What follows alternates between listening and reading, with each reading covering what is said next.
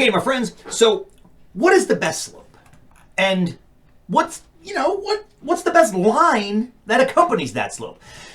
The mathematics of figuring it out is tricky. And here's the part that blows people's minds. Well, you know what? Let's get it on this graph, and then we're gonna talk about the math part that blows people's minds.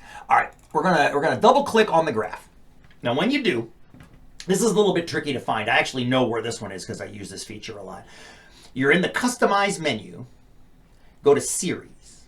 And when you go to Series, there's a lot of stuff in here. You can change the color of the dots if you want to, lots of stuff. But the thing that's going to give us the slope and the line is if you scroll down until you see these three options here, the one you want is trend line. That, dear friends, is the best line that goes with the data, and I'm going to change it to red to make it match. It's counterintuitive because if you look at this line, it doesn't actually exactly pass through the center of any of the points. And that's because, and this is slightly counterintuitive, the best fitting line for a set of data doesn't actually have to hit any of the points. It just has to miss them all the least. And that is a weird, convoluted idea that I actually have an entire video explaining. If you're interested, you can find it on YouTube. There's a screen grab of it right there, and there's the title of the video. It's the same channel you're on right now.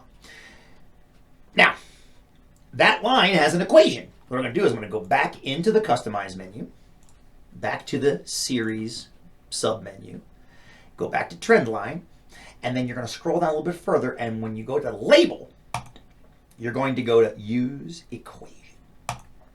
That, my dear friends, that just popped up is the, I don't know if you remember before, we had the equation y equals mx plus b on the board.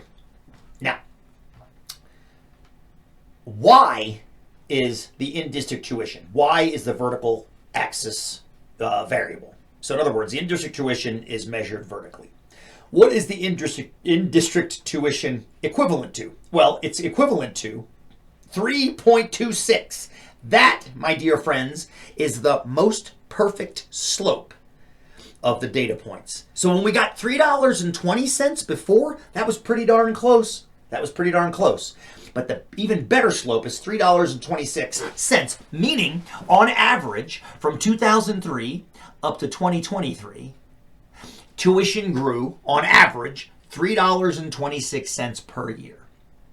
Now, the rest of this equation is not as crucial. X is just the year. So if you plugged in one of these years for X, multiplied it by 3.26, and then added this crazy number over here, we'll get back to that in a second, you would get the in-district tuition for that given year. That negative 6473 on the end is called the y-intercept. And the reason it's not really important is because it asks the question, what happened at year 0? So in other words, at the beginning of the AD years, I guess when Jesus was around, what would COCC tuition have been? Well, it would have been negative $6,473 of credit. It doesn't make any sense. The reason it's negative is because if you continued this line backwards until you hit 0 on this axis, the line would pass through the horizontal axis and go negative. So generally speaking, you can ignore the y-intercept. There are some applications where it makes sense. You'll see one in the kitten lab, and that's only because the data point x equals 0 makes sense there. It doesn't make any sense here. Our first data point is 2003. It's nowhere near 0. So if the x value of 0 makes sense as a data point, the y-intercept will make sense. In a case like this, it doesn't. The big thing right now is that slope. That describes the average change of the tuition year to year from 2003 to 2023. All right, let's move on and see where this can take us.